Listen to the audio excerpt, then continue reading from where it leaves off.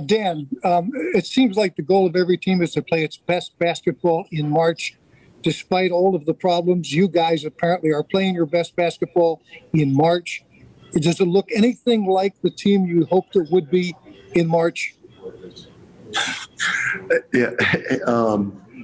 I mean, I just think any coach that says that they can absolutely control, like when their teams play their best games, I don't think they're – what's up, a cook? How you doing, buddy?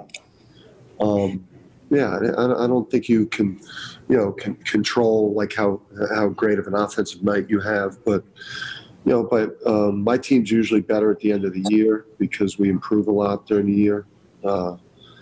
Get better offensively, get better defensively. I would say for just as a team, though, when we imagined year 3 going into the Big East, when we'd have a chance to potentially make a move, Andre Jackson and Book Knight were a huge part of, us being able to be a tournament team and compete at the top of the league. But those guys have been hurt since they've been back. We look like a really good team. Thank you. Go ahead, Gab. Dan, I think you've held your last 4 opponents to 38% shooting combined. Where have you seen the improvements defensively? Andre's helped a lot there. That's where even, when he's not scoring, and we want him to be more aggressive, looking to create offense because he's such a beautiful passer. But, he's helped our defense a lot. I think we had a bad stretch of games where we were soft defensively, and we saw what playing soft defensively does to your to your chances of winning and losing. So I just think the team just understands at this point how important defense is, and I think Andre's helped a lot. Gabe?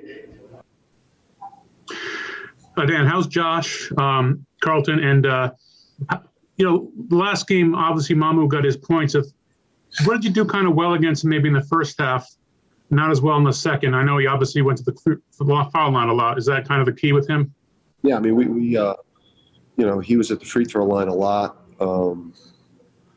Isaiah did a pretty good job, but again, I think we fouled him too much.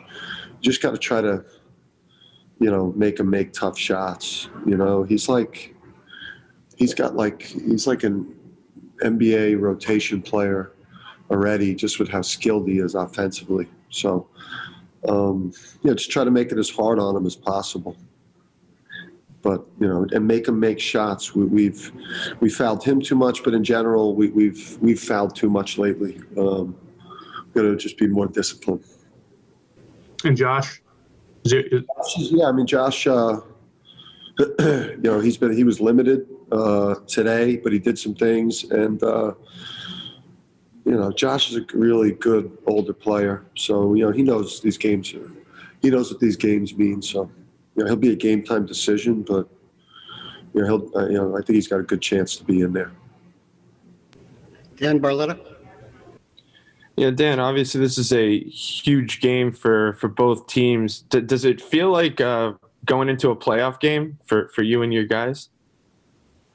Not a playoff game.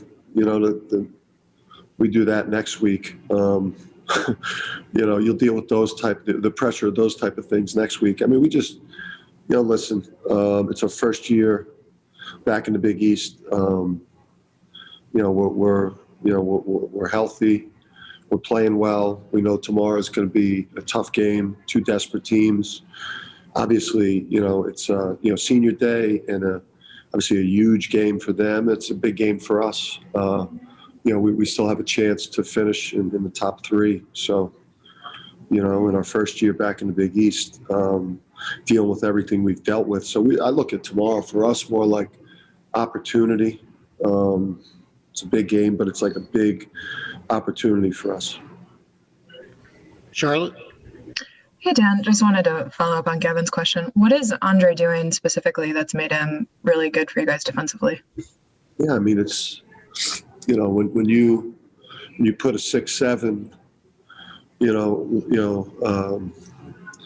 freakish type of athlete with, that type of length on the court. It makes it harder. It just shrinks the court for the offense, and it's disruptive. He could guard multiple positions, and like this is a guy that again missed the entire preseason pretty much, and which hijacked the beginning of his year, and then had the fractured wrist, or else he would have been doing this a while ago. And I see him get more comfortable on offense. Wayne? Dan, thoughts about RJ being named the Big East Player of the Week, and with his recent offensive explosion, do you run more plays for him now than you might have done a month ago? No, we haven't changed really anything we're doing. We've got guys playing well. It's just like last year. When Book found his groove and Christian started playing efficiently, we were as good as anyone in our conference to close the year last year. So, we run the same stuff offensively. The team has had time to get healthy and play more games together. And RJ sat out a year, and we don't need that level from RJ. But we need the leadership, we need the grit, and then we need the production. But it doesn't have to be Big East Player of the Week every week for us to win, because we have depth. Dave? Yeah, Dan, you mentioned before last game that any kind of emotions you might have going up against Seton Hall might not hit you until the Prudential Center. But do you anticipate that tomorrow night, or is this too much at stake here to get wrapped up in all that? I think the absence of the fans changes a lot of the emotion and energy of these games. I don't think you'll feel any of that type of I don't think you feel any of that type of nostalgia or what have you until we go back into the arenas next season with the full house. But for me, driving in here was was really cool. I mean, Seton Hall, right up the street, St. Benedict's where I coached, right up the street. It's like we got a great opportunity game tomorrow, so let's go. Mike Crispino? Hey, Dan, first time you played Seton Hall, they made 9 of 18 threes. They're not a great percentage three-point shooting team on the season. What happened in that game that you saw in looking at it, and how do you change that? I think, we made, these guys are veteran players. I mean, they got, potential player of the year, and then 2 all-conference first or second team level wings. You're gonna, some nights a team's gonna make tough shots, and then on some, so they made some tough shots, and we made some defensive, mistakes, that led to them having to make a shot. So they played great against us, and they jumped us, and we've got to be a lot better because they've had a week off, and to really get re-energized, and there's fans there, so we got to be really dialed in. A couple more, Dom.